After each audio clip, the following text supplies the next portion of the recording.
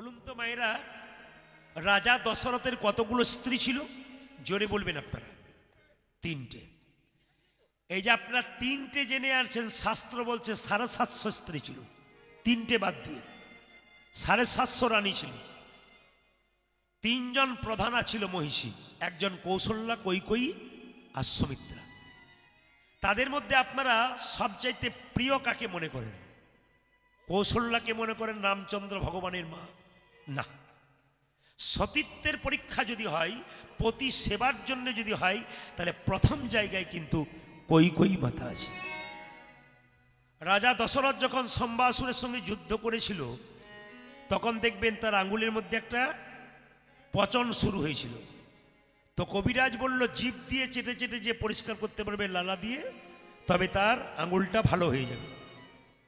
কৌশল্যার কাছে গিয়েছিল, সব কিছু করতে পারি, ওইটা বাদ দিয়ে। সুমিত্রার কাছে গিয়েছিল, একই উত্তর, সব কিছু করতে পারি, ওটা বাদ দিয়ে। কিন্তু যাকে একটু দূরে রেখেছিল কৈকেয়ী, সে কিন্তু এসে বলল, স্বামী তুমি যদি আমার পরম ধন হও, তবে আমি পারবো তোমার এই আঙুলটাকে পরিষ্কার করে জিভ দিয়ে চেটে চেটে। কৈকেয়ী করেছিল। তা আপনারা তো সবাই জানেন, এ তো জানা ঘটনা, বলে যাই। কৈকেয়ীকে বলেছিল, তুমি যখন আমার এত করলে, তুমি দুটো বর চেয়ে নাও।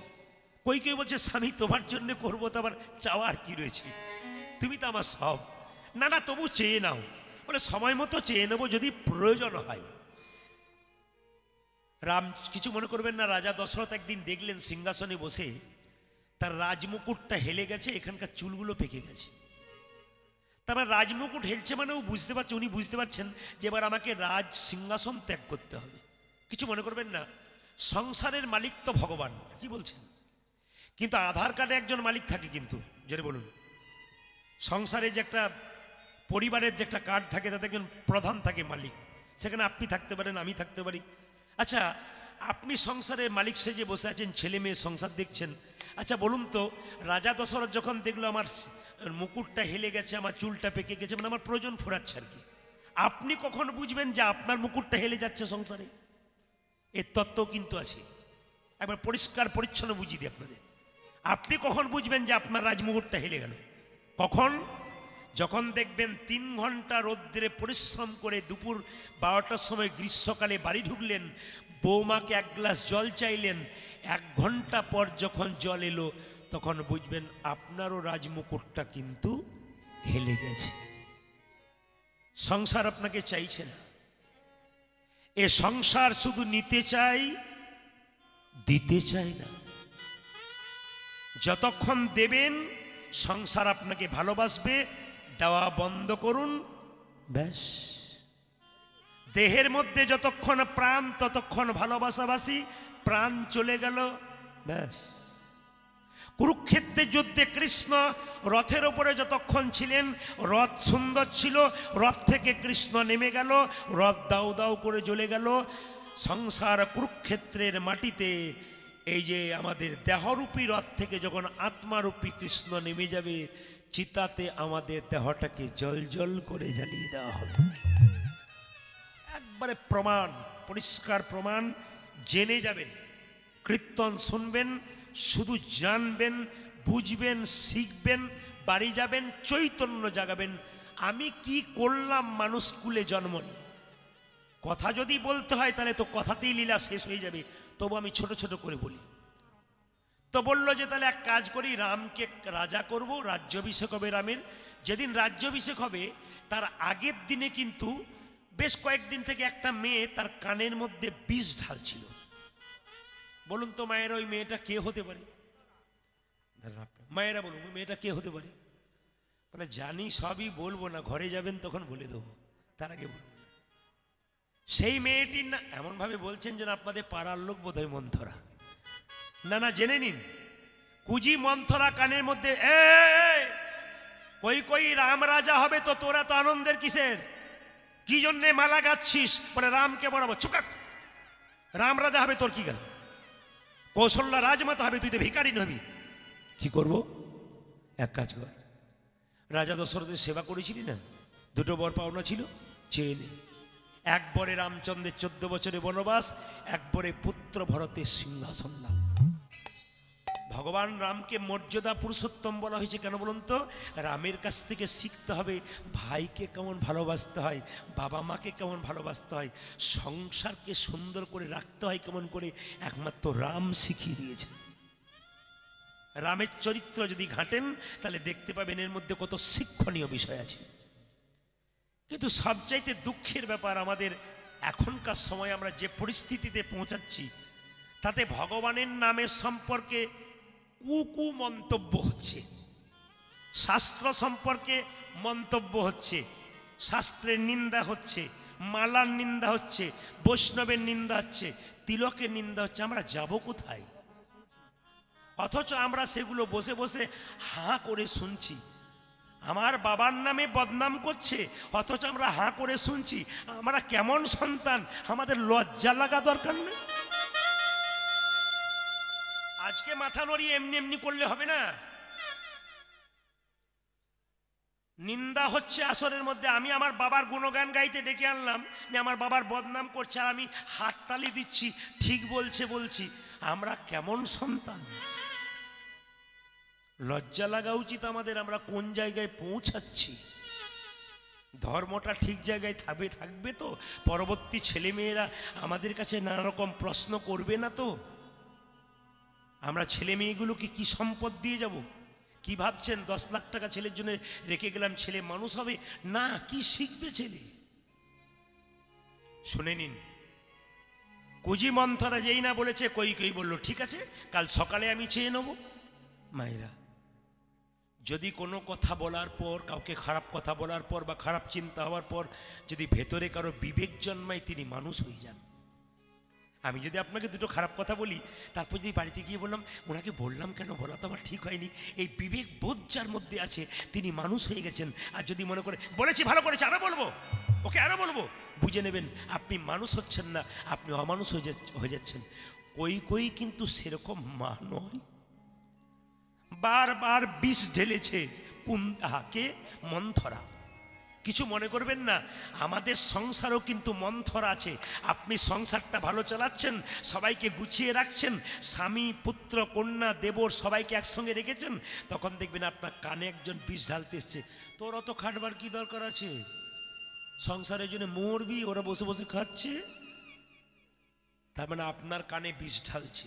পণ্ডিত বললেন সংসারে কেউ যদি বিষ খায় তাহলে হসপিটালে গিয়ে বাঁচার চান্স আছে, কিন্তু কানে যদি কেউ বিষ নেয় তবে তার গোটা সংসারটা নষ্ট হবার চান্স আছে। এই যে সংসারের মধ্যে বিষ নেবেন না মা, অমৃত নিন যেন আপনার সংসার সুন্দর হয়। কথাগুলো খুব ইম্পর্টেন্ট কথা, জানা কথা, কিন্তু ওই জানার মধ্যে মাঝে মাঝে যে ফাঁকে কথাগুলো বলবো ওগুলো নিয়ে নেবেন আপনারা। যেমন আমি বললাম বিষ নেবেন না, অমৃত নেবেন, জীবন সুন্দর হবে, সুখের হবে, আনন্দের হবে। আপনি বুঝতে পারবেন না আমার জীবন কেমন হয়ে গেল। জেনে নিন। 2, এদিকে যখন রামচন্দ্র অন্তর্যামী জানতে পারলো যে কই মা আমার 14 বছরে বনবাস চাইবে, রাত্রি 12টা পর্যন্ত কই ঘুমাই নাই। আমি সকালবেলায় কি করে রামের বনবাস চাইব? রামকে জন্ম দিতে পারি নাই, কিন্তু আমি মা মা বলে তো আমাকে ডাকে, আমি তো মা হতে পেরেছি। ভগবান সব সইতে পারে, চোখের জল সইতে পারে।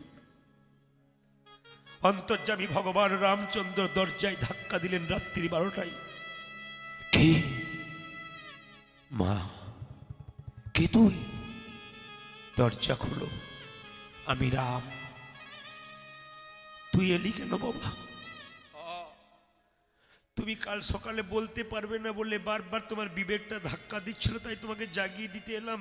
তুমি যদি আমার 14 বছরের বনবাস না চাও, বনে কত ভক্ত আমার জন্য অপেক্ষা করছে আমার চরণ পাবার জন্য, কত সাধুগুরু বৈষ্ণব হেট মন্দে ঊর্ধ্ব পদে আমার চরণ পাবার জন্য অপেক্ষা করছে। আমি যদি না যাই তবে যে তাদের কৃপা হবে না। কই মা, তুমি সকালবেলায় আমার 14 বছরের বনবাস পুত্র ভরতের সিংহাসন লাভ চেয়ে নিও, তবে কথা দিলাম মা 14 বছর পর যখন বনবাস থেকে ফিরে আসবো, তোমরা 3 জন মা আমাকে আনতে যাবে। প্রথম প্রণাম করব তোমার চরণে, কারণ তোমার জন্য সাধুগুরু বৈষ্ণব উদ্ধার হয়ে গেছে। তাকিয়ে দেখুন কত ইম্পর্টেন্ট কথা। সকালবেলায় কিন্তু বনবাস চাইল, পুত্র ভরতের সিংহাসন লাভ চাইল, কিন্তু তখন ভরত ছিল মামার বাড়িতে, ফেরে নাই। রামচন্দ্র 14 বছরে বনবাসে গেল, তাকাবেন আমার দিকে, বনবাসে গেল, সীতা গেল, লক্ষণ গেল। এখানে একটা শিক্ষণীয় বিষয় আছে।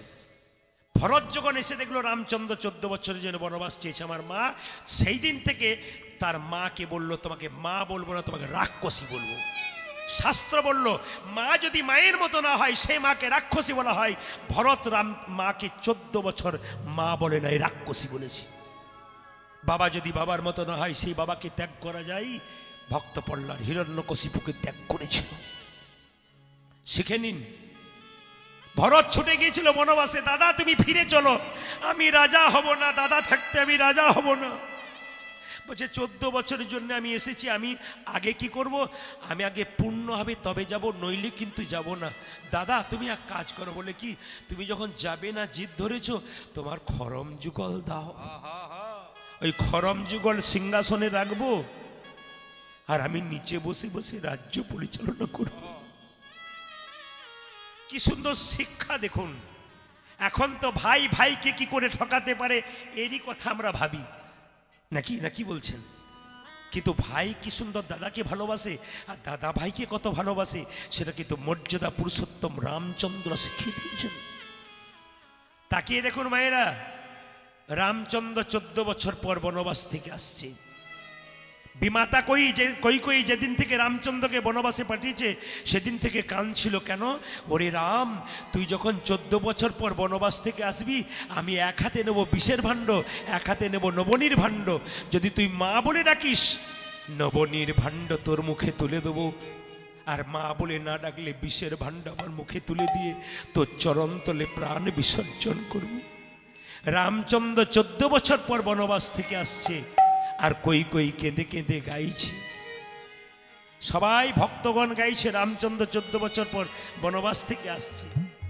জয় জয় রঘুপতি রাঘব রাঘব রাজা রাম, পতিত পাবন সীতারাম। মূলধ্বনি জয় জয় রঘুপতি রাঘব রাজা রাম, পতিত পাবন সীতারাম। রঘুপতি রাঘব রাজা রাম, পতিত পাবন সীতারাম। জয় জয় রঘুপতি রাঘব রাজা রাম, পতিত পাবন সীতারাম। ঈশ্বরী আল্লাহ তেরো নাম, সবকো সম্মতি দে ভগবান। ঈশ্বরী আল্লাহ উলধ্বনি উলধ্বনি সবই কুসুমতি দে ভগবান। ঈশ্বরী আল্লাহ তেরো নাম, সবকো সম্মতি দে ভগবান। ঈশ্বরী আল্লাহ তেরো নাম, সবই কসুমতি দে ভগবান। রঘুপতি রাঘব রাজা রাম, পতিত পাবন সীতারাম। জয় জয় রঘুপতি রাঘব রাজা রাম, পতিত পাবন সীতারাম। ও জয় জয় রঘুপতি রাঘব রাজা রাম, পতিত পাবন সীতারাম। বিমাতা কই কোন হাতে বিষের ভাণ্ড, কোন হাতে নবনীর ভাণ্ড ছিল, জোরে বলুন। ডান হাতে নবনীর ভাণ্ড, যদি মা বলে ডাকিস তোর মুখে তুলে দেবো, আর বাঁ হাতে বিষের ভাণ্ড, মা বলে না ডাকলে আমি আমার মুখে তুলে প্রাণ বিসর্জন দেবো। বিমাতা কই যে না রামচন্দ্রের কাছাকাছি হয়েছে, কেঁদে কেঁদে বলছে, একবার আমায় মা বলে ডাক, আমার নারী জনমে ধন্য হবে। ওরে রাম, একবার আমায় মা বলে ডাক, নারী জন ধন্য হবে। একবার আমায় মা বলে ডাক, নারী জনমে ধন্য হবে। ও জয় জয় একবার আমায় মা বলে ডাক, নারী জনম ধন্য হবে। মামা বলে ডাক রে ওরে রাম, রাম, আরে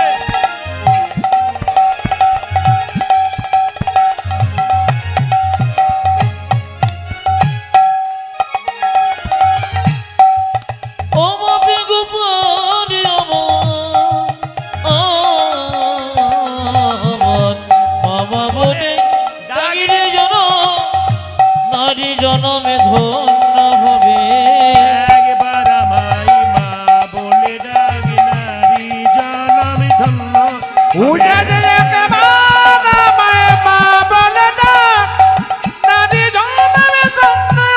হবে। অন্তর্যামী রামচন্দ্র ছুটে এসে জড়িয়ে ধরল কই মাকে। এইদিকে কই মা বিষের ভাণ্ড ফেলে দিয়ে নবনীর ভাণ্ড তুলে দিলেন রামচন্দ্রের মুখে। রামকে বললেন, রাম তুই যখন আমায় মা বলে ডাকলি, কথা দে আমার গর্ভে জন্ম নিয়ে আমার স্তনদুগ্ধ পান করে তুই আমার মনোবাসনা পূর্ণ করবি। রামচন্দ্র বলল, মা গো এ যুগে তার হবে না, আগামী পরে আমি হব কৃষ্ণ, তুমি হবে দৈবকী। কংসের কারাগারে কৃষ্ণ রূপে জন্ম নেব, তোমার গর্ভে জন্ম নেব, তোমার দুগ্ধ আমি পান করব না। বলে কেন? যেদিন আমি 14 বছরের জন্য বনবাসে যাচ্ছিলাম, কৌশল্যা মা এক বাটি দুধ আমার মুখে তুলে দিচ্ছিল, তুমি জোর করে দুধের বাটিটা মাটিতে ফেলে দিয়েছিলে। সেই দিন বুঝেছিলাম মা তুমি ভুল করলে, এখানে তুমি একটা ভুল করলে, অন্যায় করলে।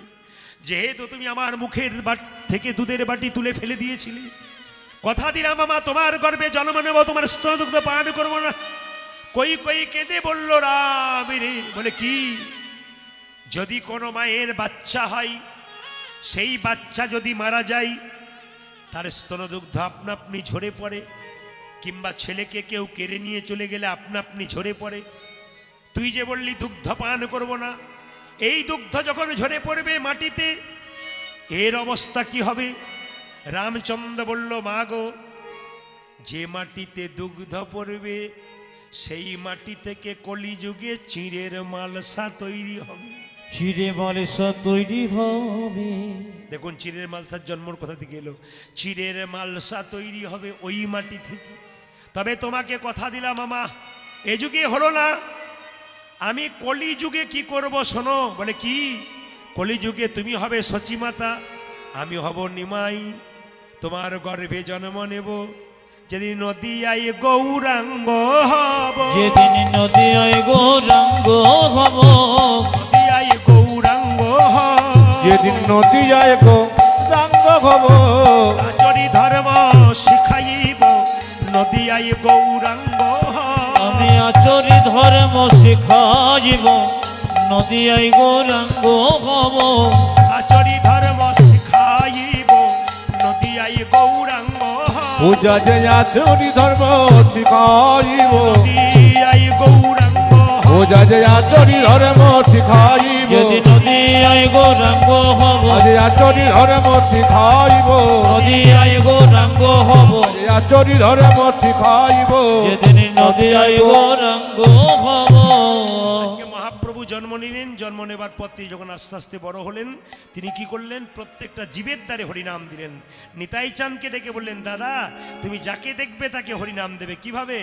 নয়নে দেখিবে যারি কৃষ্ণ নামে দেবে, দাদা নয়নে দেখিবে জারি কৃষ্ণ নামে দেবে তারি। নয়নে দেখিবে যারি কৃষ্ণ নামে দেবে। পূজা যে নয়নে দেখিবে জানে কৃষ্ণ নামে দেবে তারে, সাবধান, যেন জাতির বিচার করো না দাদা, যেন জাতির বিচার করো না দাদা, জাতির বিচার করো না যেন দাদা, জাতির বিচার করো না দাদা, যারে দেখিবে নামে দেবে, জাতির বিচার করো না দাদা। দাদা জারি দেখিবে নামে দেবে, জাতির বিচার করো না তবে দাদা। আজকে আমি খুশি দুটো কারণে। রাম জন্মভূমি আজকে মানে উদ্ধার হলো, রাম এলেন। আর দ্বিতীয় কারণ কি বলুন তো? প্রতিটি আসরে 12-14 হাজার লোক হয়, আজ একটু বেশ ছোট আসর, মজা লাগছে আর কি। প্রচুর লোক হয় তো খুব চিৎকার করতে হয়, আর আজকে আপনারা বেশ সামান্যর মধ্যে আছেন, বেশ ভালো লাগছে আর কি। যত কম হবে তত ভালো, কম আমি পাই না, সবসময় বেশি পাই। ভগবান রাম কৃপা করে আজকে দিয়েছে, বেশ ভালো দিয়েছে, এবং যতগুলো দিয়েছে পাকা দিয়েছে। নয়নে দেখিবে জারি কৃষ্ণ নামে দেবে, দাদা নয়নে দেখিবে জারি কৃষ্ণ নামে দেবে তারি। ড্যান্স হাঙ্গামা হলে এখানে মাঝে বাঁশের বেড়া দিতে হবে, একদিকে নারী একদিকে পুরুষ। আর দেখবে এখানে কেউ যদি জায়গা না পায়, টেনে টেনে একজন জায়গা করে নেয়। কিন্তু ড্যান্স হাঙ্গামা হলে জায়গা না পেলে দেখবেন কি করে বলুন তো, আর একজনকে কিরকম ঠেলে সরানো যায় তার ব্যবস্থা করে। এটা হচ্ছে কেন? মহাপ্রভুর কৃপা। কেন? এখানে কামের ব্যাপার নাই, প্রেমের ব্যাপার আছে। নানা জাতির বিচার করো না দাদা, যেন জাতির বিচার করো না দাদা, জাতির বিচার করো না দাদা, নানা জাতির বিচার করো না দাদা, যারে দেখিবে নামে দেবে জাতির বিচার করো না দাদা, তুমি যারে দেখিবে নামে দেবে জাতির বিচার করো না দাদা, যারে দেখিবে নামে দেবে জাতির বিচার করো না তুমি দাদা। যারা দেখিবে নামি দেবে জাতির বিচার করো না দাদা। বেশ, যাকে চোখে দেখবো তাকে নাম দেবো, যদি না নেই দাদা প্রথমে ধরিবে হাতি, যদি না চাই উলধ্বনি, দাদা প্রথমে ধরিবে হাতি, যদি না চাই নামে নিতে, প্রথমে ধরিবে হাতে, যদি না চাই নাম নিতে। দাদা গো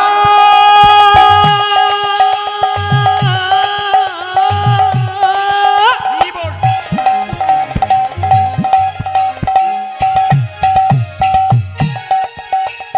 সানি দানি ধাপা ধাপা বাবা মাগা মাগা রে গারে সাসা, প্রথমে ধরিবে হাতি, যদি না চাই নামে নিতে, এই যে, হাতে ধরে বলবে হরি, তুমি হাতে ধরে বলবে হরি, হাতে ধরে বলবে ও হরি, তুমি হাতে ধরে বলবে হরি, বলাবে হরি, বলবে হরি, হাতে ধরে বলবে হরি, দাদা বলবে হরি, বলবে হরি, হাতে ধরে বলবে হরি, বলাবে হরি, বলবে হরি, হাতে ধরে বলবে ও হরি। তুমি বলাবে হরি বলবে হরি, হাতে ধরে বলবে বেশ, হরি। মেনে নিলাম। হাতে ধরার পর যদি কেউ হরিনাম না নেই, শেষ উপায় কি আছে?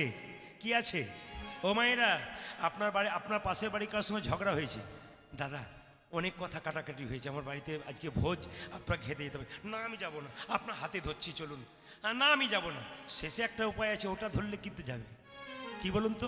পাছে তারও লোটাইবে পাই, ওই দাদা গো পাশে তারো, আছে পাছে তারো লুটা জীবি পা, দাদা, পাছে তারও, পাছে তারও লোটাইবে ওই পাই। দাদা পাছে তার পাছে তার লোটা জিবে পায়, পায়ে ধরে বলবে হরি, বাড়াও বাড়াও মাইকটা বাড়াও। দাদা গো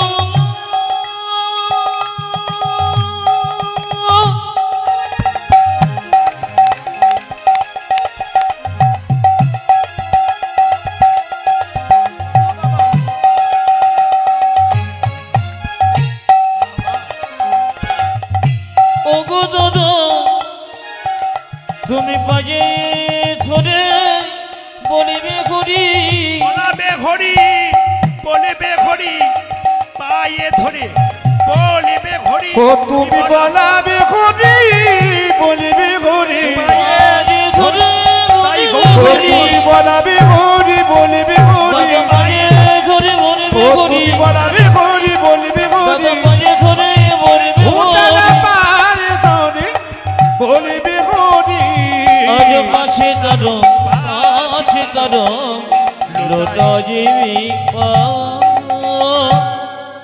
ভগবান ডাকবেন আপনাকে, কে বলেছে ডাকার মতো ডাকবেন, দেখবেন ভগবান আপনাকে ডাকবে।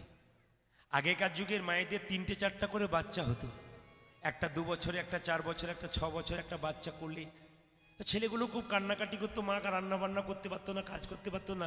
কোনো একটা ছেলেকে একটা খেলনা দিয়ে ভুলিয়ে রাখতো, একটা মিষ্টি দিয়ে কাউকে ভুলিয়ে রাখতো, একটা লাটু দিয়ে ভুলিয়ে রাখতো, কিছু দিয়ে ভুলিয়ে রাখতো। ছেলেগুলো নিজে নিজে সব ভুলে আছে। হঠাৎ যে ছেলেটা ওর মধ্যে মা বলে কেঁদে উঠতো, মা কিন্তু তাকে গিয়েই আগে কোলে নিত। ভগবান আমাদের কি করেছে? কাউকে সুন্দর স্ত্রী দিয়ে ভুলিয়েছে, কাউকে গাড়ি দিয়ে ভুলিয়েছে, কাউকে বাড়ি দিয়ে ভুলিয়েছে, কাউকে টাকা দিয়ে ভুলিয়েছে। এর মধ্যে থেকে যে একবার হাকিস্ত প্রাণ গোবিন্দ বলে কাঁদতে পেরেছে, ভগবান তাকে। হরি বল, হরি বল।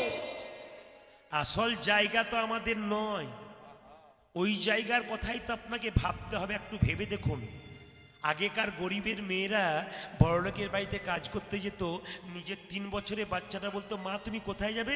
বলে বড়লোকের বাড়িতে কাজ করতে। কেন যাবে? তোর পেটের জন্যে বাবা, তুই যাতে পেট ভরে খেতে পারিস, ভালোভাবে জীবনযাপন করতে পারিস।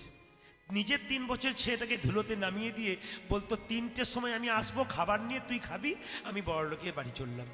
বড়লোকের বাড়িতে গিয়ে ওই নিজের 3 বছরের ছেলের মতো ওদের বাড়িতে একটা ছেলে আছে, ওই ছেলেটাকে কোলে করে নাচায়, খেলা করায়, স্নান করিয়ে দেয়, তেল মাখিয়ে দেয়, সাবান মাখিয়ে দেয়, নিজের হাতে খাইয়ে দেয় ওই কাজের মেয়েটা।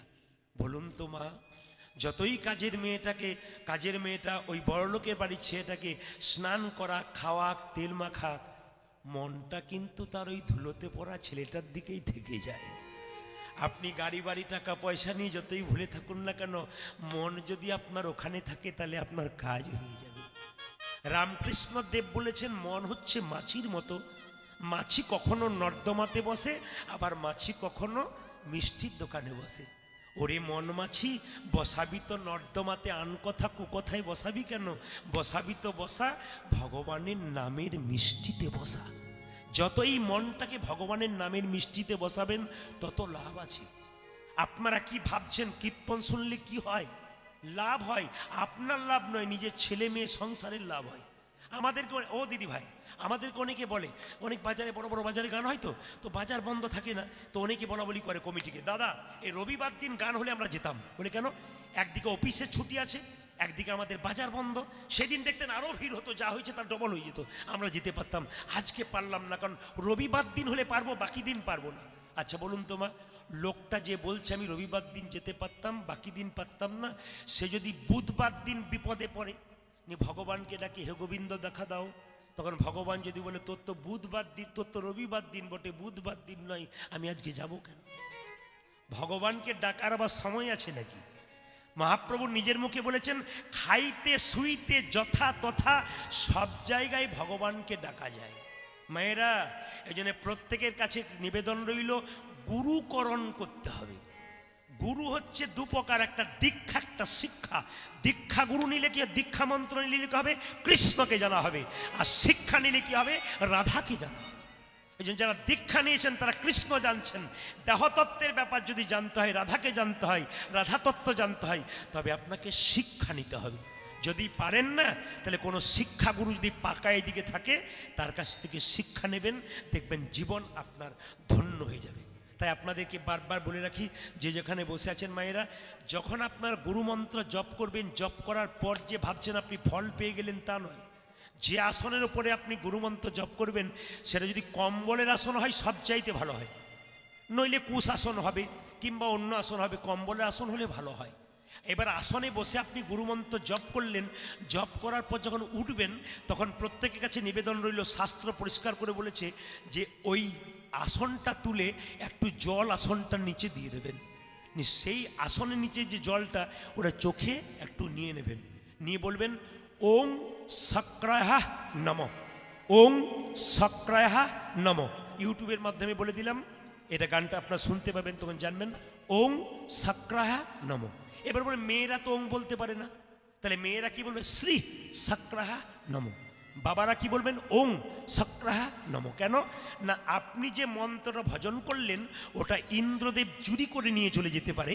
ওই জন্য আপনাকে মন্ত্র ভজনকালে ওই যে আসনটার উপরে বসবেন, আসনটা তোলার পরে একটু জল দিয়ে দিতে হয়, সেই জলটা চোখের মধ্যে নিয়ে নিতে হয়। আপনারা কীর্তন কেন শুনবেন, একটা ছোট্ট প্রমাণ আপনাদের দিদি। আচ্ছা বলুন তো, বাচ্চা যখন জন্ম নেয় তখন কি খায়? আপনার কি হরলিক্স, ল্যাকটোজেন, ন্যাস্টোজেন এনেছেন কোনোদিন? বাচ্চা জন্মের পরে বাচ্চা কি খাবে? আমরা ভাবি নাই, তিনি ভেবেছেন কে? ভগবান। মায়ের স্তন দুগ্ধে এমন মধুভাণ্ড দিচ্ছে পৃথিবীর কোথাও নাই। মায়ের দুধটা খুব গরম নয় যাতে বাচ্চার জিভ পুড়ে যাবে, মায়ের দুধটা খুব ঠান্ডা নয় যাতে বাচ্চার সর্দি লেগে যাবে, মায়ের দুধটা খুব টক নয় যাতে বাচ্চার অম্ল হয়ে যাবে, মায়ের দুধটা খুব মিষ্টি নয় যাতে সুগার হয়ে যাবে। তিনি নদীতে জল দিলেন, গাছে ফল দিলেন, তিনি আমাদের জন্য এত কিছু দিলেন, আমরা তার জন্য কি দিলাম বিচার থাকতে হবে আপনার, তবে আপনি ভক্ত হতে পারবেন। রবীন্দ্রনাথ ঠাকুর বলেছেন, মানুষ তো সবার ঘরে জন্ম নেয়, মনুষ্যত্ব কটা ঘরে জন্ম হয়। যার ঘরে মনুষ্যত্ব জন্ম হয়েছে তিনি গোবিন্দের প্রতি মন দিতে পেরেছেন। মানুষ হলে সবসময় ভগবানের প্রতি মন দেওয়া যায় না, মনুষ্যত্ব জাগাতে হবে। মায়েরা, করোনার সময় অক্সিজেন সিলিন্ডারে কত দাম ছিল, এখন যদি আপনি অক্সিজেনটা নিচ্ছেন ফ্রি, গোবিন্দ দিচ্ছে, এই নাকে মিটার বসিয়ে দিলে আপনি শোধ করতে পারবেন টাকাটা। দিনের বেলায় লাইট বন্ধ, একটা লাইট ভগবান দিয়ে দিয়েছে আকাশে, যদি আপনি সেই লাইটের বিলটা দিতে পারবেন? কেউ দিতে পারবেন? তাহলে তিনি আমাদের জন্য এত কিছু করলেন, আমরা তার জন্য। এর মধ্যে আবার আমাদের কত অহংকার, কি বলুন তো? আমি করি, এই যে বাড়িটা দেখছেন এটা তো আমার, এ ছেলে দেখছেন, মেয়ে দেখছেন, এ তো আমার, এটা আমি, এ তো অহংকার। আমার প্রশ্ন এখানে বড় বড় পণ্ডিতের কথা, কিসের অহংকার? জন্ম কি তুমি পেয়েছো? জন্ম তোমাকে একজন দিয়েছে, সে হচ্ছে মা। তুমি যে জন্ম নিয়েছো তোমার নামটা তুমি রেখেছো, একজন তোমার নাম রেখেছে। তুমি যে পড়াশোনা করেছো নিজে করেছো, একজন পড়িয়েছো তবে তুমি পড়েছো। তুমি চাকরি পেয়েছো, একজন চাকরি দিয়েছো তবে চাকরি পেয়েছো। তুমি যেদিন শ্মশান ঘাটে যাবে সেদিন কি নিজে যেতে পারবে? সেদিনও অন্যজন নিয়ে যাবে। সব যদি অন্যের হয় তবে তোমার বলতে কি রইল? কিসের অহংকার করছেন? এই জন্য আপনাদের কাছে নিবেদন রইল বাবা, যে যেখানে বসে আছেন, ভগবান কৃষ্ণ গৌরূপে এলেন কলিযুগের দ্বারে। পদকর্তা বললেন, দেখো শ্রী গৌরাঙ্গ প্রেমের ঠাকুর, প্রেম বিলাতে এলো নদী। আজি শ্রী গৌরাঙ্গ প্রেমের ঠাকুর, প্রেম বিলাতে এলো নদী। শ্রী গৌরাঙ্গ প্রেমের ঠাকুর, প্রেম বিলাতে এলো নদী। শ্রী গৌরাঙ্গ প্রেমের ঠাকুর, প্রেম বিলাতে এলো নদিয়া। রাধা প্রেমে করা তনু, রাধা প্রেমে গোরা তনু, রাধা প্রেমে করা তনু, আজ রাধা প্রেমে গড়া তনু। অন্তরে যার শ্যামলাই, কেবল রাধা প্রেমে গোরা তনু, অন্তরে শ্যামরায়। শ্রী গৌরাঙ্গ প্রেমের ঠাকুর, প্রেম বিলাতে এলো নদী। উলুধ্বনি। শ্রী গৌরাঙ্গ প্রেমের ঠাকুর, প্রেম বিলাতে এলো নদিয়া। শ্রী গৌরাঙ্গ প্রেমের ঠাকুর, প্রেম বিলাতে এলো নদী। আজি শ্রী গৌরাঙ্গ